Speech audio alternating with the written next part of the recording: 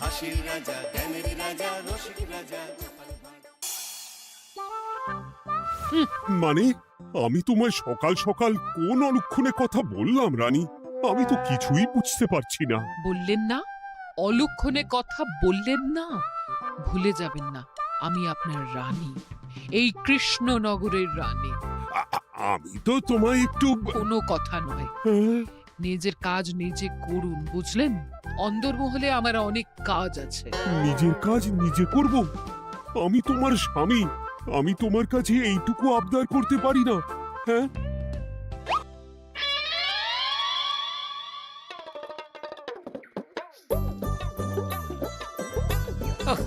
আজ গিন্নির সাথে বচসা করতে গিয়ে দেরি হয়ে গেল। মহারাজ আবার আমার দেরি দেখে রেগে না যান।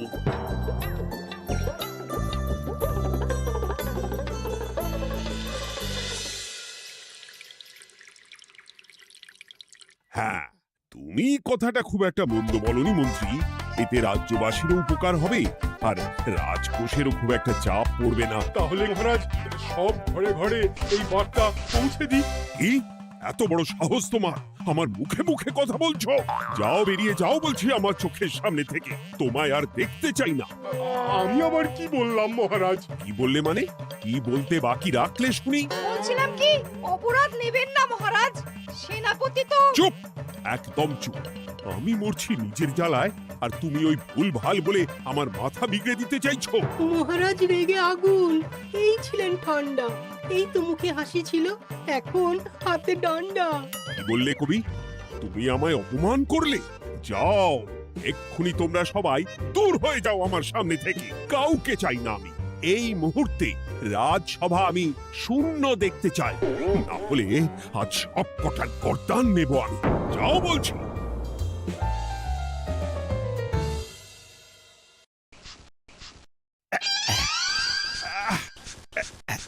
আহা, একটু শান্তি হলো।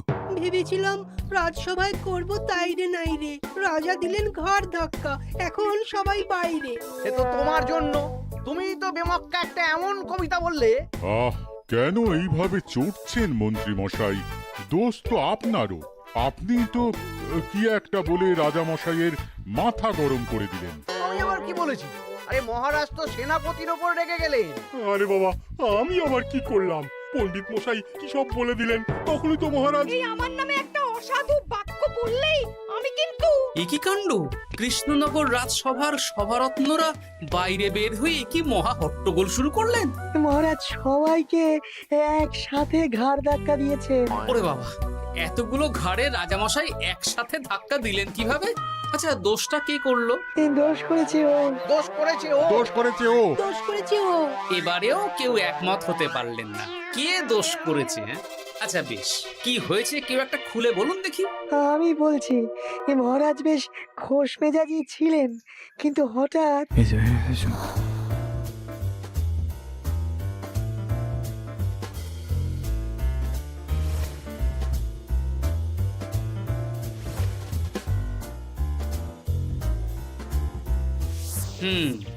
এই কাণ্ড! এ তো ভারী অদ্ভুত রোগ মনে হচ্ছে। মহারাজের আচমকা মাথায় রক্ত চড়ে গেল নাকি? হ্যাঁ, মহারাজ আপনাদের রাজসভায় ডেকেছেন। ওরে বাবা না, যাব না গো আমি, আমার কাছে আমার প্রাণ সবচেয়ে দামি। আমিও যাব না, নির্ঘাত মহারাজ গর্দান নিতেই ডাকছেন।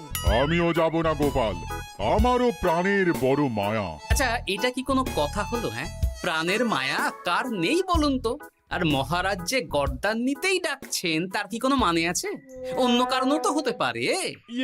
তুমি কি করে বুঝলে? হ্যাঁ, বুঝতে পারিনি, তবে আন্দাজ করেছি। তোমাদের কথাতেই শুনলাম মহারাজ খোশ মেজাজেই ছিলেন, সহসা রেগে গেছেন।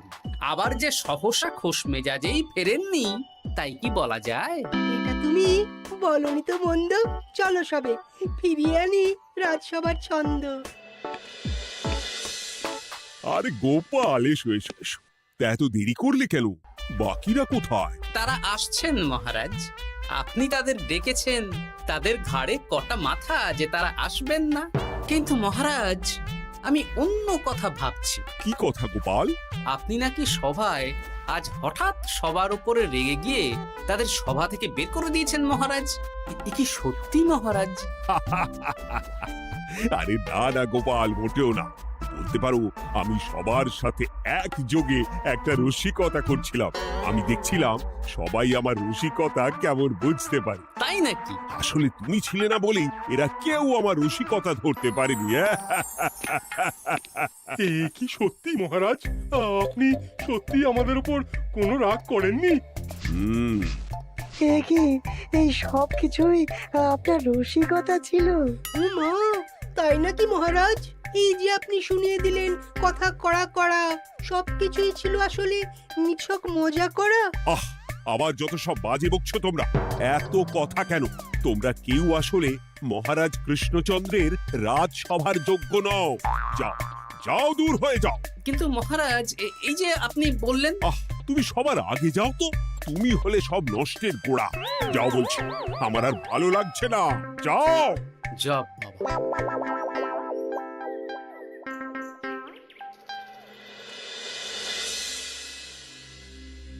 কি বুঝছেন? না না না, আমি তো সবই ঠিক দেখছি রানীমা।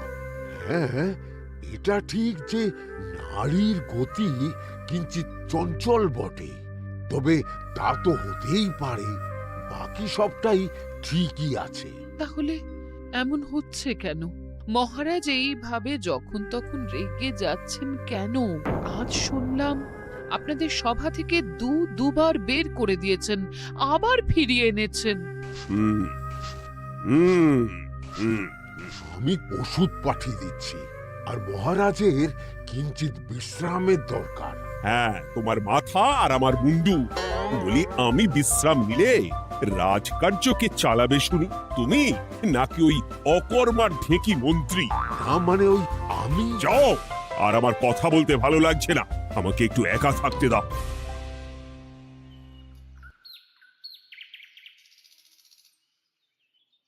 ব্যাপারটা কি বুঝলে গোপাল? রাজবৈদ্য তো মহারাজকে দেখতে রাজবাড়িতে গেছেন। কি মনে হয়? গতকালও আমি যখন বাগানে গেলাম,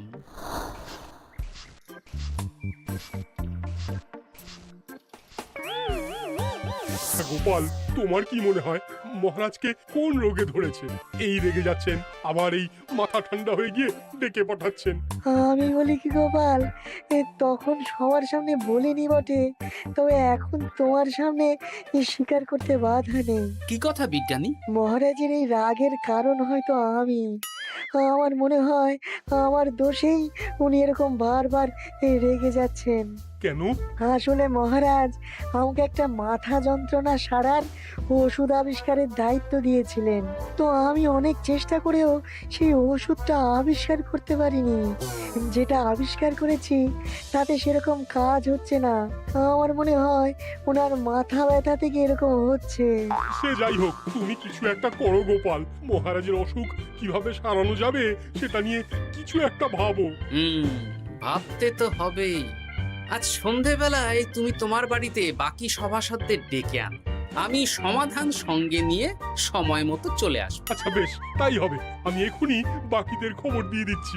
আর বিজ্ঞানী, একটু এদিকে এসো তো, একটা কথা আছে।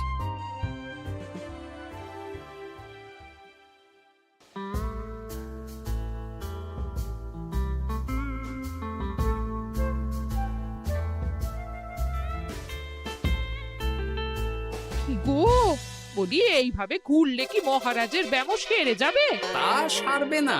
তার চেয়ে এক কাজ করি, কিছুটা আলু আর ছোলা সেদ্ধ করেছি, তার সাথে নুন, লঙ্কার গুঁড়ো আর লেবু দিয়ে মেখে আলু কাবলি বানিয়ে দিই, কি বলো? হ্যাঁ, দাও দাও দাও, মন্দ হয় না। মহারাজের মন উচ্চাটন। তার কি কারণ? মাঝে মাঝে আসছেন আর মহারাজ রেগে আগুন হয়ে যাচ্ছেন, আবার যেই সে ব্যামো ঠিক হয়ে যাচ্ছে মহারাজ সেই আগের মতন।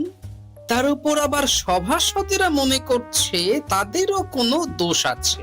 তাহলে দুয়ে দুয়ে চার করতে হবে, কিন্তু কিভাবে কিভাবে কিভাবে?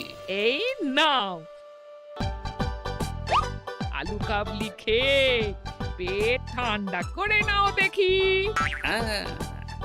হ্যাঁ, বেশ কিছুদিন আগে বিজ্ঞানী লেবুর রসের জাদুর কথাই তো বলছিল। আচ্ছা গিন্নি, তুমি তোমার বিয়ের সময় তোমার বাবার মুদির দোকানের একটা কাঠের ছোট বাক্স পেয়েছিলে না, যাতে শ্বশুর মশাই মোহর রাখতেন? উমা, সে বাক্স তো ঝুলকালি মেখে আছে গো, তা দিয়ে তোমার কি হবে? ঝুলকালি লেগেছে? বাবা বাবা বাবা, তাতে তো আমার কাজ আরো ভালো হবে। যাও যাও যাও, নিয়ে এসো দেখি।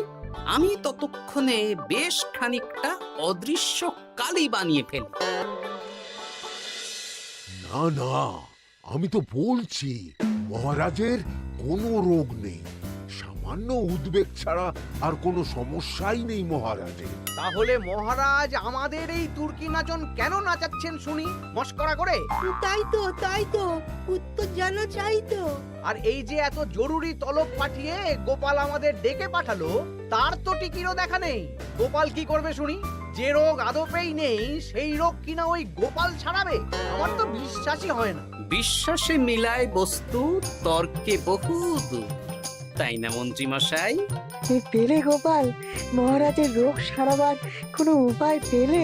আচ্ছা গোপাল, রাজবৈদ্য বলেছেন মহারাজের কোনোই অসুখ নেই, তা তুমি কি সারাবে শুনি? হ্যাঁ, রোগ হয়তো রাজবৈদ্য মশাই ধরতে পারেননি, কিন্তু কিছু তো আছেই যার জন্য মহারাজ এমন আচরণ করছেন, তাই না? তা তুমি বলো না মহারাজ এমন কেন করছেন, আর কি তার সমাধান? এক এক করে বলি। আমি ভেবে দেখলাম এর জন্য আমরাই দায়ী। বলো কি? আমরা সবাই কোনো না কোনো সময়ই মহারাজের রাগের কারণ হয়েছি, তাকে আঘাত দিয়েছি, বিষণ্ণ করেছি। ইচ্ছে করে করিনি হয়তো, কিন্তু করেছি। আর মহারাজ সেই সব কথা বুকে চাপা দিয়ে রেখেছেন। তুমি বলতে চাইছো অতীতে সেই সব ভুলের কারণেই মহারাজ এমন করছেন? আমার তো তাই মনে হয় সেনাপতি। আচ্ছা আচ্ছা, তর্কের খাতিরে যদি তাই ধরে নি, তাহলে এখন আমাদের কি করণীয়? আমরা তো কাল যন্ত্রে চেপে অতীতে ফিরে যেতে পারবো না যে সেই সব ভুলগুলো শুধরে দেব। তা হয়তো হবে না, কিন্তু কিংকর্তব্য বিমূঢ় বাবার আদেশ যদি মানি, তাহলে এই সমস্যার সমাধান সম্ভব মন্ত্রী মশাই। কি বললে? ত্রিকালজ্ঞ বাবা কিংকর্তব্য বিমূঢ়, সে আবার কি গোপাল? আছেন একজন জ্ঞানী ব্যক্তি, আমার খুব পরিচিত। তার দেওয়া একটা উপদেশ আমার জানা আছে। আমার বিশ্বাস তাতে মহারাজের এই সমস্যার সমাধান হয়ে যাবে। কি করে শুনি? এই কালি হলো অদৃশ্য কালি। কলম দিয়ে অদৃশ্য কালিতে কাগজের উপর লিখতে হবে। কি লিখতে হবে? লিখতে হবে যে মহারাজের সাথে অতি সাম্প্রতিক কালে আমরা যা যা অন্যায় করেছি তাই লিখতে হবে। কোনো মিথ্যে কথা লেখা যাবে না। তবে চিন্তা নেই, অদৃশ্য কালি, ফলে কেউ কারো লেখা পড়তে পারবে না। এইবার এই কাগজ ভাঁজ করে ফেলে দিতে হবে এই বাক্সে। বাক্সে তালা, তার চাবি থাকবে মন্ত্রী মশাইয়ের কাছে। আবার আমার কাছে কেন? পরে যাতে কোনো সন্দেহ না করেন, যা সন্দেহবাতিক মন আপনার। বললে এইবার এই বাক্স সারা রাত নদীর ধারে বটতলায় পড়ে থাকবে, চাঁদের আলো পান করবে। তারপর সকালে আমরা সবার সামনে এই বাক্স ফেলে দেব নদীর জলে। সবার অন্যায় সারা রাত চাঁদের আলো পান করে শুদ্ধ হয়ে ভেসে যাবে নদীর জলে। ব্যাস ব্যাস, আমরা সবাই পাপ মুক্ত হয়ে যাব। একদম সবাই শুদ্ধ হয়ে যাব, আর মহারাজের ব্যামো সেরে যাবে। কিন্তু তুমি কোনো চালাকি করছো না তো গোপাল? অদৃশ্য কালিতে লেখার সাথে আমি আর কোন চালাকি করব মন্ত্রী মশাই? দেখুন, আমি একটা কাগজে লিখছি। কি কিছু বোঝা যাচ্ছে? সত্যি তো কিছু বোঝা যাচ্ছে না যে আদৌ কিছু লেখা হয়েছে কি হয়নি। তাহলে লেখা শুরু করা যাক। এক এক করে লিখুন আর কাগজ ভাঁজ করে বাক্সে ভরে দিন। আর হ্যাঁ, একদম মিথ্যে কথা লিখবেন না, তাহলে কিন্তু লেখাগুলো অদৃশ্য থাকবে না, ফুটে উঠবে। আচ্ছা গোপাল, বুঝেছি। কলম কালি মন, লেখে 3 জন। মিথ্যে কথা লিখে দিলেই ঘটবে অঘটন। আমি বাক্সটা নদীর পাড়ে সঠিক জায়গায় রেখে আসবো। তারপর কাল সকালে সবাই মিলে এই বাক্স ফেলে দেব নদীর জলে। ঠিক আছে?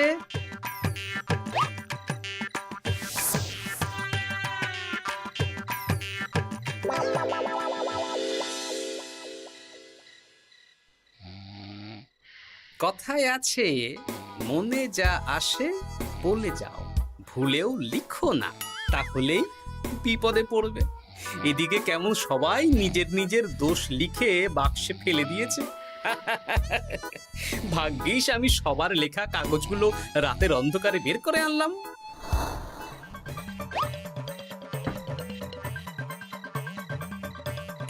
এইবার এই কাগজগুলো ঢুকিয়ে দিলেই কেল্লা ফতে। এখন সবার পাপের স্বীকারোক্তি আমার হাতের মুঠোয়।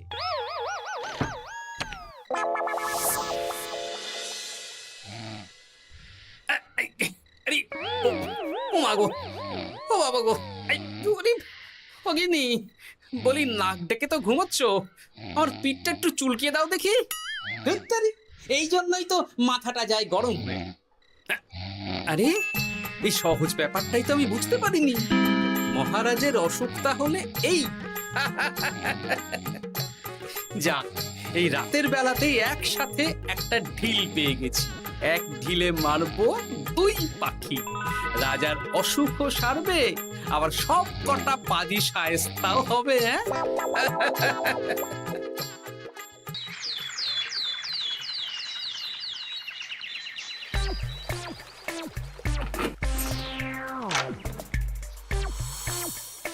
কি এইবার শান্তি হয়েছে তো মন্ত্রী মশাই? যেমন অদৃশ্য লেখা ছিল সেরকমই আছে তো? কিন্তু এইতে কি মহারাজের রোগ সেরে যাবে? যাবে না মানে? মনে করুন সেরে গেছে।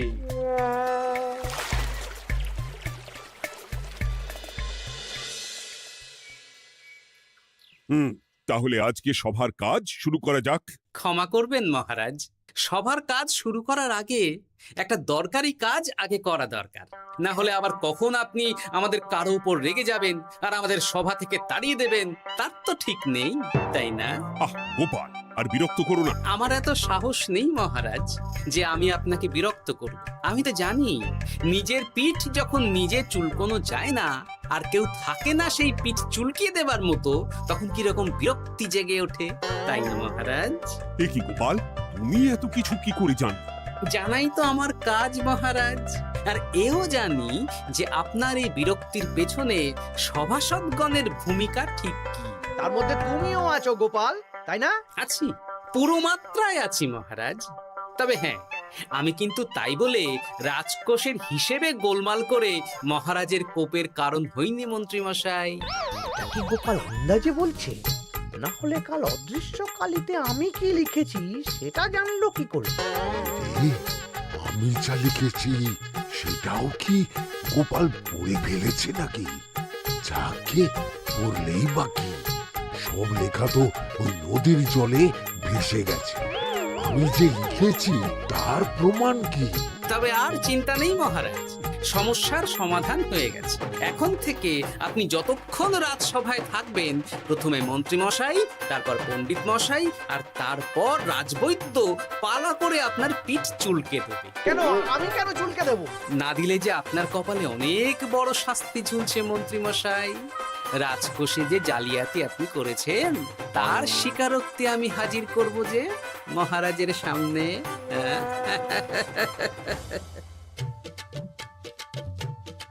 এই নিন মহারাজ, মন্ত্রী মশাইয়ের পাপের স্বীকারোক্তি। আপনি আগে মন্ত্রী মশাইয়ের লেখাটা পড়ুন, তারপর একে একে সকলের স্বীকারোক্তি দিচ্ছি। এ কি মন্ত্রী, তুমি রাজকোষ থেকে 500 মোহর চুরি করেছো, আর তার বদলে সেই হিসেব তুমি পুকুর পাড় বাঁধানোর খরচ হিসেবে দেখিয়েছো। এই সেরেছে, এটা ফুটে উঠলো কি করে? সে অনেক কাণ্ড মন্ত্রী মশাই, বাকিদের সবারটাই আছে, এত জেনে কাজ কি? না না, জানতে তো হবেই। তাহলে শুনুন, এই অদৃশ্য কালি আসলে লেবুর রস। গতকাল রাতে আমি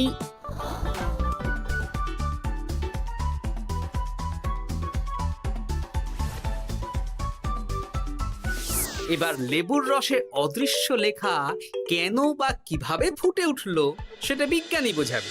লেবুর রসে লেখা আগুনের তাপে ধরলে ফুটে ওঠে, কারণ লেবুর রসে থাকা অম্ল কাগজের সাথে থাকা শ্বেত সারের সাথে বিক্রিয়া করে এবং তাপ পেলে সেই বিক্রিয়া দ্রুত হয়ে কাগজের শ্বেতসার রাসায়নিকভাবে পরিবর্তিত হয়ে গাঢ় রং ধারণ করে। অনেক দিন আগে বিজ্ঞানীর কাছে ব্যাপারটা জেনেছিলাম, আজ কাজে করে দেখালাম। এবার মন্ত্রী মশাই দেখুন, মহারাজের সেবা করা ভালো না তার বদলে চাবুক খাওয়া ভালো?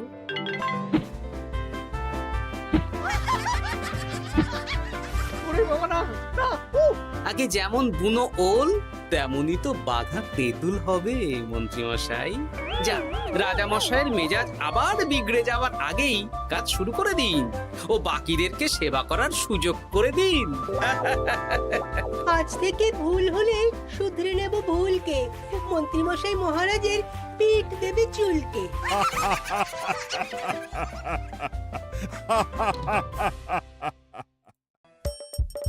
হাসির রাজা জ্ঞানের রাজা রসিক রাজা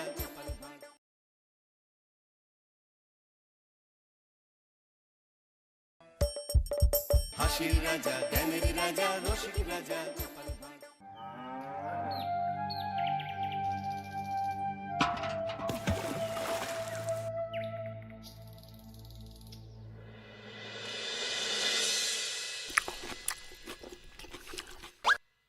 হে কি, জল নেই? জল শেষ হয়ে গেল নাকি? এই জানো তো, গ্রামের সব জলাশয়ের জলস্তর না নেমে গেছে, পুকুরও শুকিয়ে গেছে, কুয়োতে জল অনেক নিচে চলে গেছে। কি যে হবে কে জানে। এই বছর তো বৃষ্টি হয়েছে কম, তার উপর মানুষজন জল ব্যবহারের চেয়ে নষ্ট করে বেশি।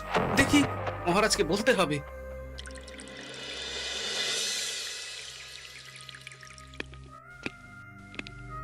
এই তো গোপাল এসে গেছে। শুনেছো, রাজ্যের সকল জলাশয়ে শুধু শুনিনি, চাক্ষুষ দেখেছি, আর এর কারণ ও তার সমাধানও ভেবে এসেছি মহারাজ। তুমি কি বলতে চাইছো সেটা বলো না খোলসা করে। মহারাজ, আসন্ন দিনে জলাভাব মেটানোর একটাই উপায়, তা হলো প্রজাদের উপর কর চাপানো। মহারাজ, আমার ঠাকুরদা বলতেন, যা মেলে মূল্য বিনে তার মূল্য কে আর জানে। আমরা যেহেতু জলের মতো এত মূল্যবান সম্পদ বিনামূল্যে পাচ্ছি, তাই একে গুরুত্ব দিতে শিখিনি। সবাই মিলে দেদার জলের অপচয় করছে। আমি এই অপচয়ের বিরুদ্ধে কর বসানোর পরামর্শ দিচ্ছি মহারাজ। জলের জন্য দেবে দাম, ছুটে যাবে কাল ঘাম। হ্যাঁ, যখনই জলের জন্য কর দিতে হবে, তখনই জলের অপচয় বন্ধ হবে। এতে লাভটা কি হবে গোপাল? মানুষ কম জলে কাজ করা শিখে যাবে, ফলে আগামী দিনে যদি জল সম্পদ কমেও যায়, এই কৃষ্ণনগরের প্রজারা আগে থেকেই তার জন্য প্রস্তুত হয়ে যাবেন। কিন্তু আমি আমার প্রজাদের কাছ থেকে জলের দাম নেব গোপাল? না মহারাজ, কর বাবদ যে অর্থ উপার্জন হবে তার সাথে আপনার দান মিলিয়ে রাজ্যের মধ্যে একটা বিরাট কৃত্রিম জলাধার বানানো হবে। বাহ বাহ বাহ! যেখানে বৃষ্টির জল সংরক্ষণ করা যাবে মহারাজ। এতে সারা বছর ধরে আর কোনো জলের অভাব থাকবে না মহারাজ। গোপালের প্রস্তাব বড় ভালো লেগেছে। আগামী দিনে ইতিহাসে এই কর্মযজ্ঞের কথা লেখা থাকবে বলেই আমার বিশ্বাস। আর তাই আমি গোপালকে এই মুহূর্তে 50টি স্বর্ণমোহর উপহার দেব বলে ঘোষণা করছি। সাধু সাধু সাধু।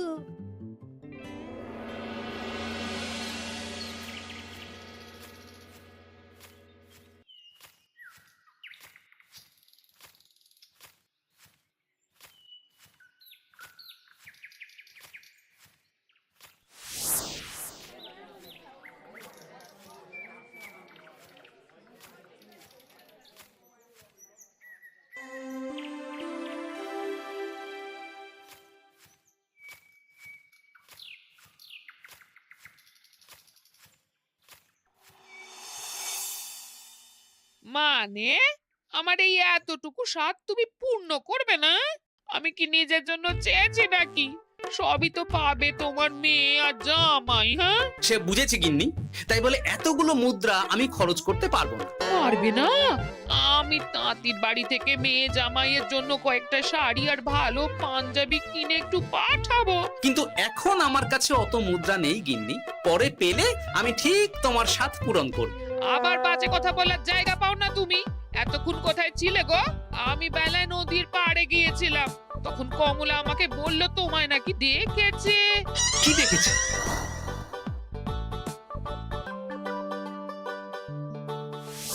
গেল? এত বড় মুদ্রার থলে কি হাওয়াতে উবে গেল নাকি? এই রে, এ তো মহা ঝামেলা। কখন কে যে গিন্নিকে খবর দিচ্ছে সেটা টেরও পাইনি। বলি মুখে কুলু পাটলে যে বড়, বলি রাজা মশাইয়ের কাছ থেকে যে এত রোজগার করো, সেই মুদ্রা যায় কোথায়? আহ, কানের মাথা খেও না তো। আমি কি তোমার কোনো কিছুর অভাব রেখেছি? বলো একবার। খাওয়া পড়া কোনো কিছুর তো কোনো খামতি নেই তোমার। মানছি রাখোনি, কিন্তু তাই বলে আমিও তোমার স্ত্রী, তোমার গিন্নি গো, গিন্নি, তাই না?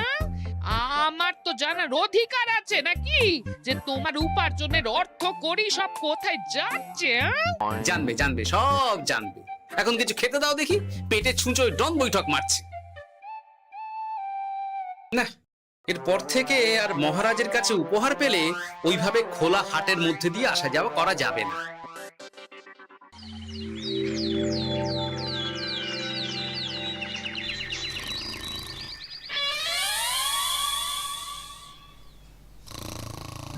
তোমার আর কোনো চিন্তা নেই গোপাল, আমি তোমার মাসোহারা তো বাড়িয়ে দিলাম, সঙ্গে প্রত্যেক দিন তুমি 10 মোহর করে পারিতোষিক পাবে। এই নাও।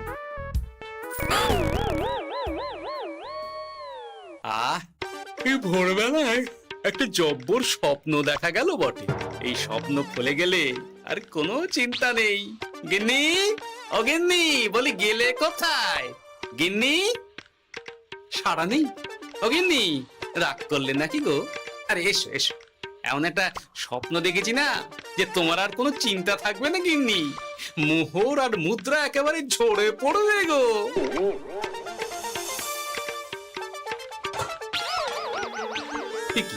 এইসব ফলাহার সাজিয়ে রেখে গেল কোথায় গিন্নি? নিজের বাপের বাড়িতে তো যাবে না, কেউ নেই সেখানে। মেয়ের বাড়ি গেল নাকি? না, মেয়ের বাড়িতে তো গিন্নি যায় না। তাহলে না না, খালি পেটে এত ভাবতে পারছি না। আগে মুখ হাত ধুয়ে এসে কিছু খেয়ে নি, তারপর দেখি গিন্নি কোথায় গেল। না, গিন্নিকে তো কোথাও দেখলাম না। গেল কোথায়? যাকে আগে রাজবাড়িতে তো যাই, ফেরার সময় না হয় আবার খোঁজ নেব, ততক্ষণে ফিরেও আসতে পারে।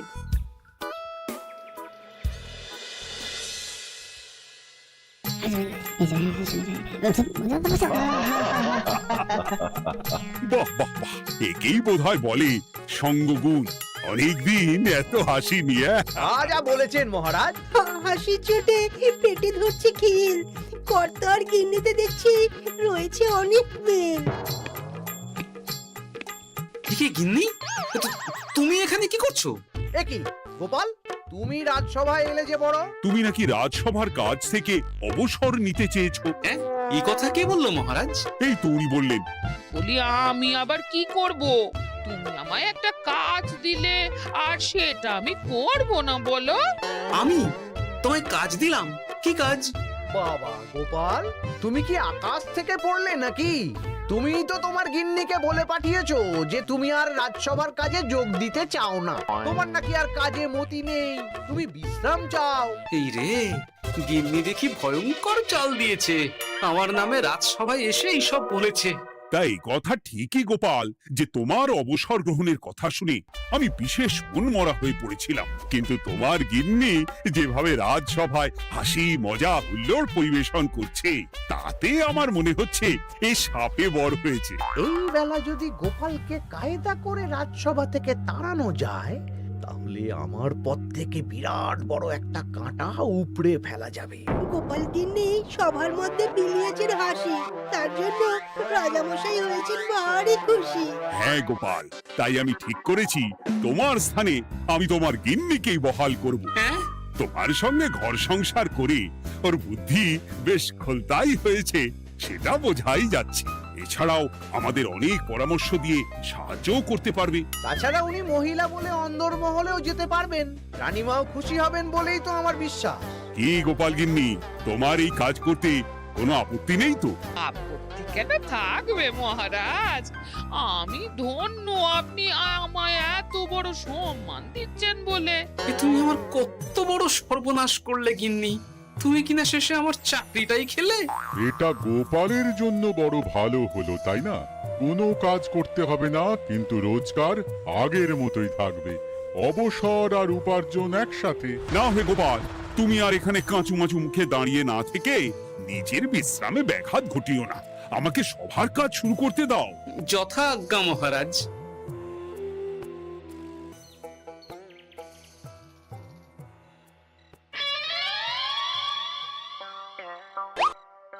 মানে মহারাজ সমস্যার সমাধান করতে দিয়েছেন তোমাকে, আর তার উত্তর দেব আমি? কেন? তুমি আমার চাকরি খাবে আর তোমার সেই চাকরি রাখার দায় নেব আমি? হ্যাঁ হ্যাঁ নেবে। মানে কাল রাজসভায় মহারাজের সমস্যার সমাধান করব, সেই মতো কথা দিয়ে এসেছি। হ্যাঁ, আগাম 10টা মুদ্রাও বাগিয়ে এনেছি, তার থেকে তোমায় একটা মুদ্রা দিলাম। এখন মানে মানে আমাকে উত্তর বলে দেবে, না হলে আমি কেন দেব? আমি পাবো একটা মুদ্রা আর তুমি আমার কাছে উত্তর জেনে নিয়ে সেটাই বলে পাবে 9 মুদ্রা। কিছুতেই না। বলবে না? না। তাহলে ভালো করে শুনে রাখো, আজ থেকে ঘরের উনুনে হাঁড়ি চড়বে না। চাকরি তো খুইয়েইছ, এবার না খেয়ে প্রাণটা খোয়ানোর জন্য তৈরি হয়ে যাও। হ্যাঁ। ওরে বাবা, এমন কথা কেন বলছো গো গিন্নি? তুমি তো জানো যে খিদে একদম সহ্য করতে পারি না। এখন যদি তুমি এইসব বলো তাহলে আমার রক্ষে নেই গো। বেশ, তাহলে আমি যা জানতে চাইছি শ্বশুর শ্বশুর করে বলে ফেলো দেখি। আমি কি শাঁখের করাতে পড়লাম রে বাবা। ঠাকুর, এত দুর্ভোগ লেখা ছিল, ঘরে বাইরে সব জায়গায় এত হেনস্থা যে সহ্য করা যায় না ঠাকুর।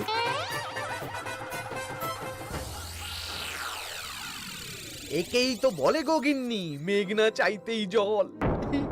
এতদিন কতভাবে চেষ্টা করেছি গোপালকে রাজসভা থেকে তাড়াবার, আর গোপাল নিজেই কিনা রাজসভা থেকে পালিয়ে গেল। কি সব বলছো? তোমার শরীর ঠিক আছে তো? শরীর মন সব ঠিক আছে, তবে গোপালের বদলে কাকে বহাল করা হয়েছে শুনলে তোমার মাথা ঘুরে যাবে। কাকে? গোপাল গিন্নিকে। আমার কিন্তু বিষয়টা খুব একটা সরল ঠেকছে না গো। গোপাল ভাঁড়ের বুদ্ধি তো আর যে সে বুদ্ধি নয়। উনি যাই করেন খুব ভেবে চিন্তে করেন, এর পেছনে আবার কোনো মতলব নেই তো। এটা তুমি মন্দ বলনি গিন্নি। গোপালকে নিয়ে সত্যিই কোনো বিশ্বাস নেই। ও কখন কি ঘোট পাকাচ্ছে বলা যায় না। আমাকেও সাবধানে থাকতে হবে। দেখতে হবে যে গোপাল আসলে কি চাল চালতে চাইছে।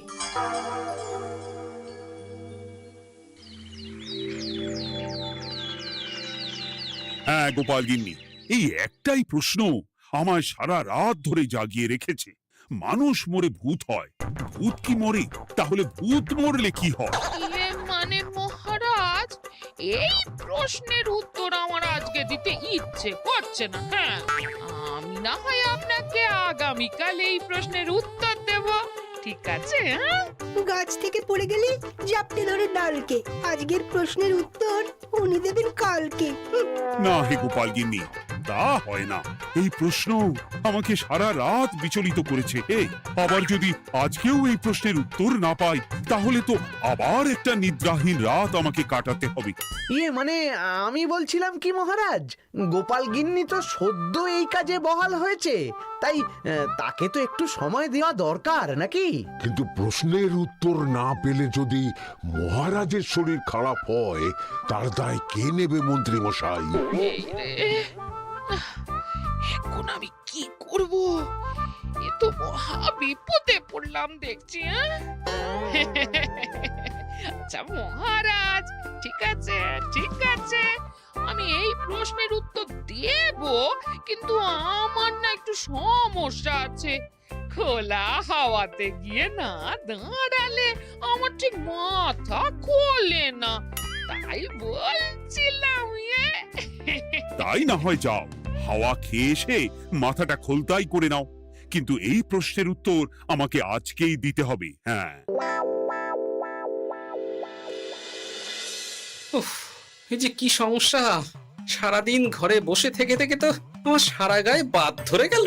সেই সকাল বেলা আমাকে ফলাহার করিয়ে দিয়ে গিন্নি তো চলে গেছে রাজবাড়িতে চাকরি করতে।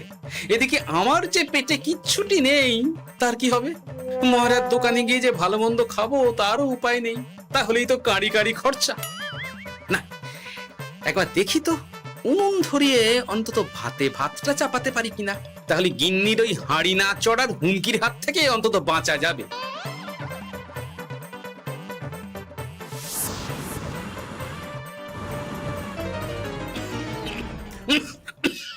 ও বাবা গো, ও বাবা, এত কেসে কেসে সোজা শেষ যাত্রা হয়ে যাবে আমার। না, এর চেয়ে না খেয়ে মরাও ঢের ভালো। দেখি তুমি বাড়িতে কেন? এত হাঁপাচ্ছ কেন? সাড়ে তাড়া করেছে নাকি? আরে না গো, মানুষ মরে ভূত হয়, ভূত কি মরে? তাহলে ভূত মরলে কি হয়? খোলা হাওয়াতে গিয়ে না দাঁড়ালে আমার যে মাথা খোলে না। ও, এই হলো ব্যাপার। বেশ, এর উত্তর তোমায় আমি বলে দিচ্ছি।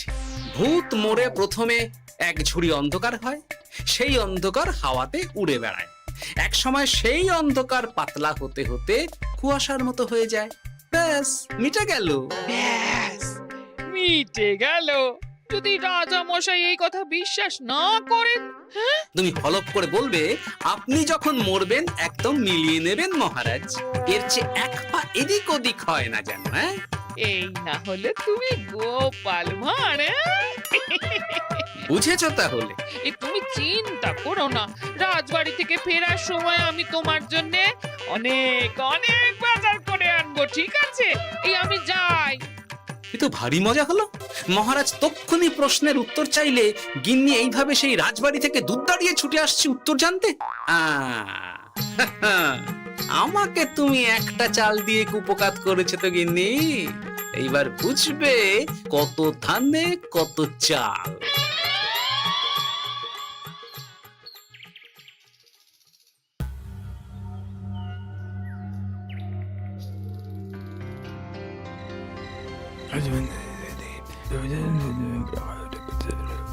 বুঝেছিস তো তোর কাজটা? খুব বুঝেছি গোপাল দাদা। নেই, এবার লেগে পড় দেখি।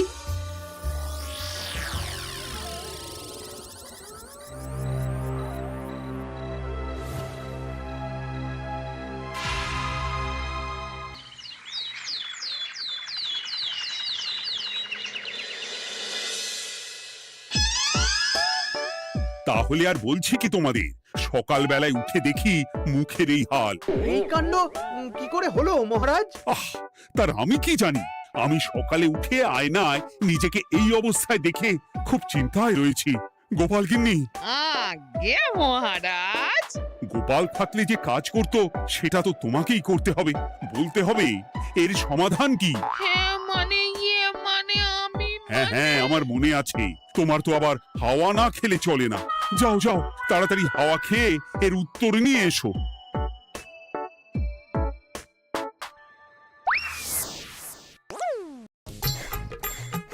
এই জন্য তুমি এত দূর ছুটে এলে গিন্নি। মহারাজকে বলবে যে তিনি যেন আজ রাতে চাদরটা মুখে ভালো করে মুড়িয়ে ঘুমোন, তাহলেই মিটে যাবে। এই রং চলে যাবে আর নতুন করে কিছু হবেও না। ও মা, বলি এত সোজা সমাধান? তা নয় তো কি?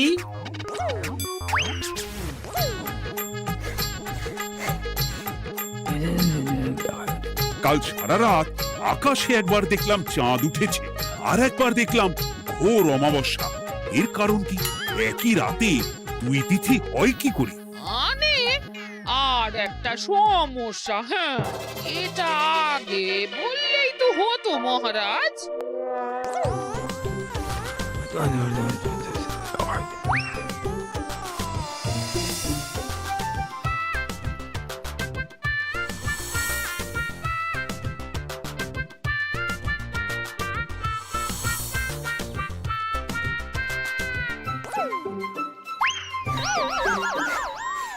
কি তুমি হাওয়া খেতে গিয়ে এইভাবে খাবি খাচ্ছ কেন গোপাল গিন্নি? এর কারণ আমি জানি মহারাজ। সে কি কাণ্ড! তুমি কি করে জানলে? গোপাল গিন্নি মোটেও হাওয়া খেতে যায়নি মহারাজ, সে গেছিল নিজের বাড়িতে গোপালের কাছে আপনার বলা প্রশ্নের উত্তর জেনে আসতে। মানে গোপাল গিন্নি তার মানে আমাকে ঠকিয়েছে? তা জানি না মহারাজ, তবে আমার মনে হয় এর পেছনে গোপালের কোনো গভীর ষড়যন্ত্র আছে। না হলে সে এমনটা করবে কেন? আর এক রাতেই আপনার সাথে এতগুলো অদ্ভুত ঘটনা পর পর ঘটবে কেন? বটে, এক্ষুনি গোপালকে ডেকে আনু।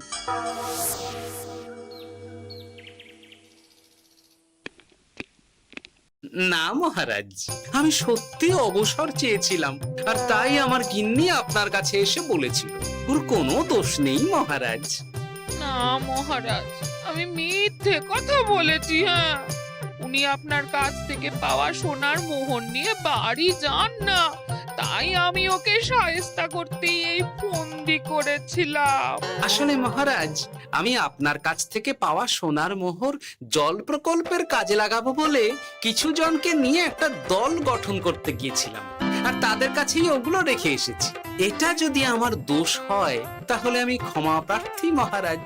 সাধু গোপাল, সাধু তোমার উদ্যোগ। এই কাণ্ড! আর এদিকে রাজবাড়ি থেকে বাড়ি, আর বাড়ি থেকে রাজবাড়ি করতে করতে আমার প্রাণ ওষ্ঠাগত হয়ে গেছে মহারাজ।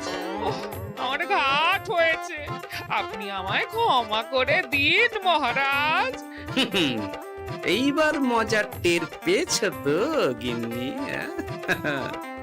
আপনি আপনার আদরের গোপাল ভাঁড়কেই তার চাকরি ফিরিয়ে দিন মহারাজ। আমি যাই আমার হেসেল সামলাতে। কেলে পচা খুব ভালো করেছে বলতে হবে।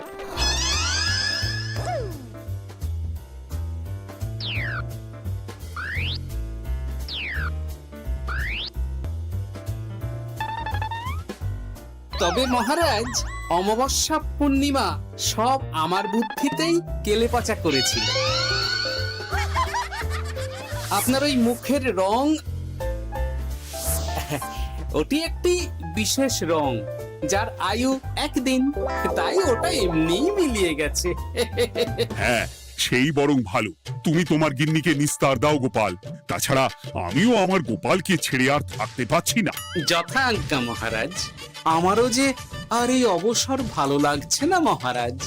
গোপাল ছাড়া রাজসভা যে লাগে ফাঁকা ফাঁকা, তাই তো আবার চাকরিতে তাকে বহাল রাখা।